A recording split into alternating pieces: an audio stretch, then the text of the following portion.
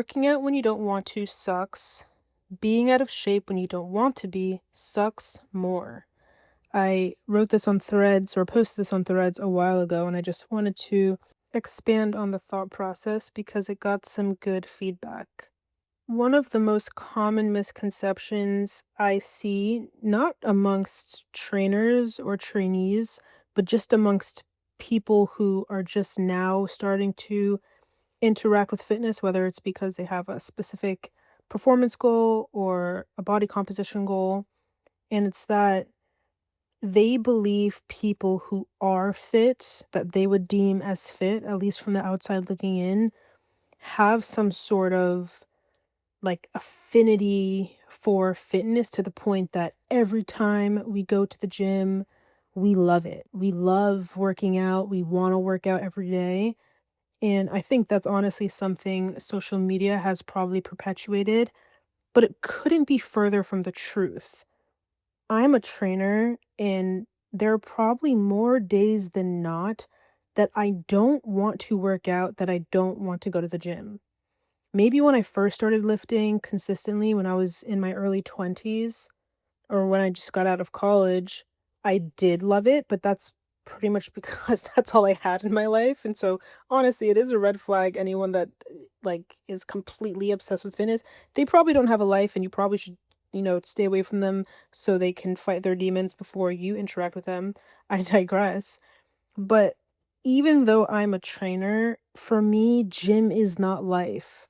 It is just a part of my life. It is something I enjoy, of course, but I do it so that the other areas of my life are better. I do it to improve my quality of life. So the differentiating factor, I think, between someone who is consistent in fitness versus someone who isn't is not this love for fitness or obsession with fitness. It's about understanding that choosing to work out today may feel hard right now, but in the long term, what's harder is being out of shape when you don't want to be. And there have been many times in my life where I have been out of shape. There's been times when I've wanted to play a recreational sport, or I was playing a recreational sport and I wasn't in good enough shape to really keep up with it. There's been times that I've gone on family vacations and I didn't feel confident in myself wearing certain things or on the beach, and in every other moment in between. But I've experienced enough moments to know that that feeling is worse than the temporary discomfort of me having to wake up a little earlier or just show up in the gym and get some reps in. And I think that understanding or that relationship with challenge is really the differentiating factor between people, again, who are consistent in the gym and people who are not, people who make it a lifestyle and people who don't. It's that we understand what's really more painful, and it's always the consequence of not doing the thing now that you know you should. Something I frequently say to clients is that the time is going to pass anyways.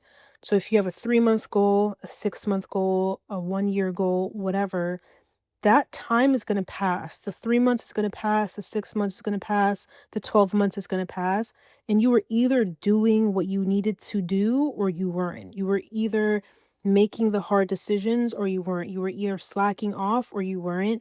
And whatever happens, whatever you're doing, you are going to reap what you sow. You are going to see the consequences of your actions, good or bad. And that is how you should be making your decisions, not according to how you feel.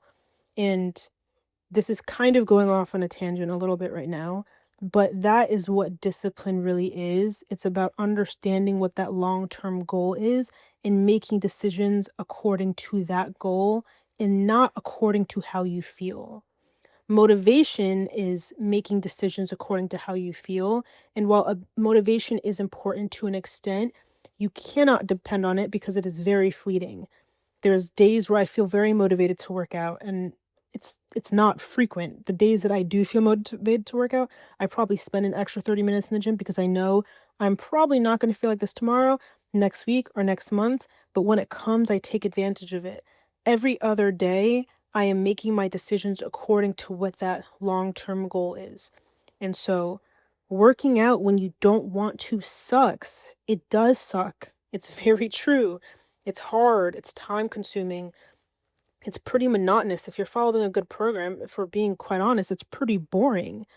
But being out of shape, being unfit, not being where you want to be sucks more. So I'll leave this one here. If you're looking for an effective but challenging strength training program, I have the Basel 4x4 training system linked below.